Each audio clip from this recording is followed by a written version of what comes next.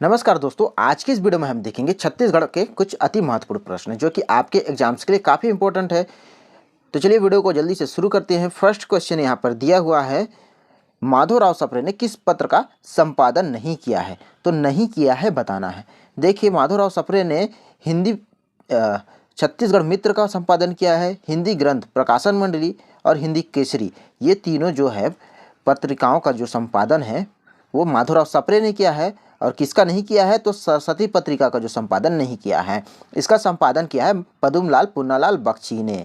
इसका जो संपादन का जो डेट है वो लगभग 1900 के आसपास है, ठीक है। लेकिन जो छत्तीसगढ़ मित्र है ऑप्शन ए, इसे माधवराव सप्रे ने इसका प्रकाशन किया है। ये छत्तीसगढ़ का पहला मासिक समाचार पत्र था जो कि पेंड्रा रोड बिलासपुर से इसका प्रकाशन हुआ था। फिर देखिए यहाँ पर हिंदी ग्रंथ प्रकाशन मंडली दिया है, इसका जो डेट है वो है 1905 में इसका प्रकाशन हुआ है और 1905 में हुआ प्रकाशन इसका 1905, ठीक। फिर उसके बाद जो हिंदी केसरी है ये 1907 में इसका संपादन हुआ है और ये तीनों पत्रिका जो है माधवराव सप्रे के द्वारा किया गया है। चलिए नेक्स्ट क्वेश्चन में चलते हैं दोस्तों, लेकिन अभी तक आपने हमारे इस चैनल को सब्सक्राइब नहीं किया तो जल्दी से सब्सक्राइब कर लीजिएगा। दूसरा क्वेश्चन देखिए, दूध लौटावा विवाह किस जनजाति में प्रचलित है? चार ऑप्शन है आपके पास। इसका जो करेक्ट आंसर है वो है गोंड। गोंड जो कि दूध लौटावा विवाह प्रचलित है, दूध लौटावा विवाह गोंडों में प्रचलित है। और गोंड जो जनजाति है वो छत्तीसगढ़ की सबसे बड़ी अनुसूचित जनजाति है, ठीक है। चलिए नेक्स्ट क्वेश्चन में चलते हैं। तो कौन सी जनजाति अपने रसोई घर को लाल बंगला कहती है? तो लाल बंगला कौन सी जनजाति कहती है? मारिया, भारती, भुंजिया, बैगा। इसका जो करेक्ट आंसर है भुंजिया। दोस्तों ये वाला जो क्वेश्चन है काफ़ी इंपॉर्टेंट है, ये CGPSC और CG व्यापम का मोस्ट इंपॉर्टेंट क्वेश्चन है, तो जिसे आपको याद रहना चाहिए। भुंजिया जनजाति जो है रसोई घर को लाल बंगला कहती है। चलिए नेक्स्ट क्वेश्चन में चलते हैं। तो छत्तीसगढ़ के पहले राज्यपाल कौन थे? तो छत्तीसगढ़ के पहले राज्यपाल कौन थे? तो पहले राज्यपाल थे दिनेश नंदन सहाय, ये छत्तीसगढ़ के पहले राज्यपाल थे, ठीक है। ये मोहन शुक्ल दिया है, ये छत्तीसगढ़ के पहले पुलिस महानिदेशक थे। और मुख्य सचिव जो थे वो थे अरुण कुमार। फिर पहले मुख्यमंत्री थे अजीत प्रमोद कुमार जोगी। फिलहाल इस प्रश्न का आंसर है दिनेश नंदन सहाय, ऑप्शन बी, जो कि पहले राज्यपाल थे। चलिए नेक्स्ट क्वेश्चन में चलते हैं। तो नेक्स्ट क्वेश्चन दिया है, तो क्वेश्चन नंबर 5 दिया है, रायगढ़ जिला किस नदी के किनारे बसा हुआ है? तो रायगढ़ जो है वो किस नदी के किनारे बसा हुआ है? चार ऑप्शन दिया है, करेक्ट जो है वो है केलो नदी के किनारे।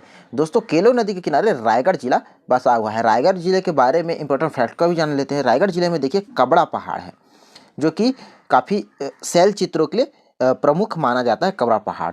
फिर देखिए यहाँ पर जो खारून नदी दिया है, ये खारून नदी के तट पर जो बसा है वो है रायपुर। महानदी के तट पर कौन बसा है? तो महानदी जो है उसके तट पर बचा है शिवरी नारायण, शिवरी नारायण, ठीक है। और शिवनाथ नदी जो है इसके किनारे कौन है?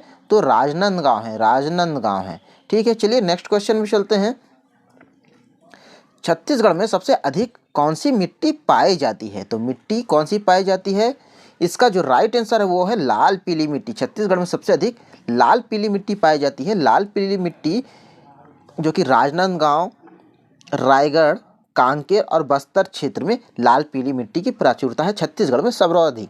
और लाल क्यों बोलते हैं? क्योंकि इस मिट्टी में जो है आयरन ऑक्साइड की मात्रा सबसे अधिक होती है जो कि कोदो कुटकी के लिए उपयुक्त माना जाता है। चलिए नेक्स्ट क्वेश्चन में चलते हैं। तो नेक्स्ट क्वेश्चन में दिया है, छत्तीसगढ़ में परगना पद्धति का जन्मदाता था।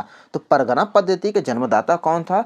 तो इसका जो करेक्ट आंसर है वो है विट्ठल राव दिनकर। ये छत्तीसगढ़ में परगना पद्धति का जन्मदाता था।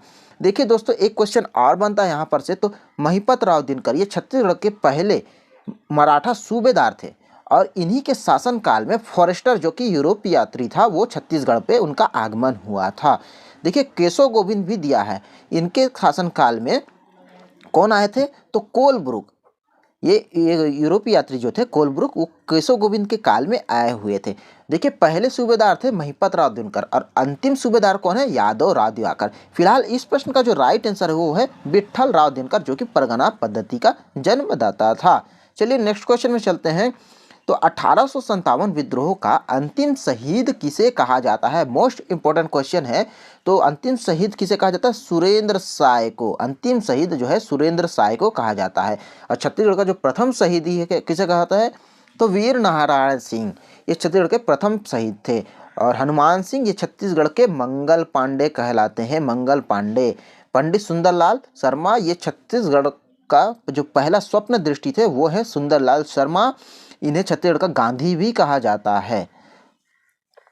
चलिए नेक्स्ट क्वेश्चन में देखते हैं। तो नेक्स्ट क्वेश्चन में दिया है सातवाहन नरेश अपीलक, अपीलक जो है कि एकमात्र मुद्रा रायगढ़ जिले के किस स्थान से प्राप्त हुई है?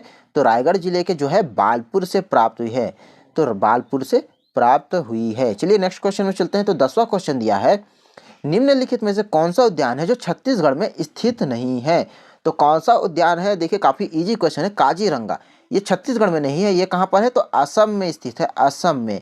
यहाँ पर जो है गैंडों के लिए प्रमुख माना जाता है, जो दरियाई घोड़ा है, जो गेंडा है, वो असम में पाया जाता है। ठीक है। गुरघासीदास राष्ट्रीय उद्यान ये कहाँ पर है? तो ये कोरिया जिले में है। कांकेर घाटी कांकेर बस्तर में है। इंद्रावती, इंद्रावती राष्ट्रीय उद्यान कहाँ पर है? तो ये बस्तर जिले के जिला मुख्यालय जगदलपुर के आसपास में है, जो कि इंद्रावती राष्ट्रीय उद्यान। फिलहाल इस प्रश्न का जो राइट आंसर है वो काजीरंगा असम में स्थित है। ठीक है। चलिए नेक्स्ट क्वेश्चन में देते हैं। कक्सार, कक्सार किस जनजाति का नृत्य है? कक्सार ये नृत्य है मुरिया जनजाति, कक्सार जो है मुरिया जनजाति का प्रमुख नृत्य है।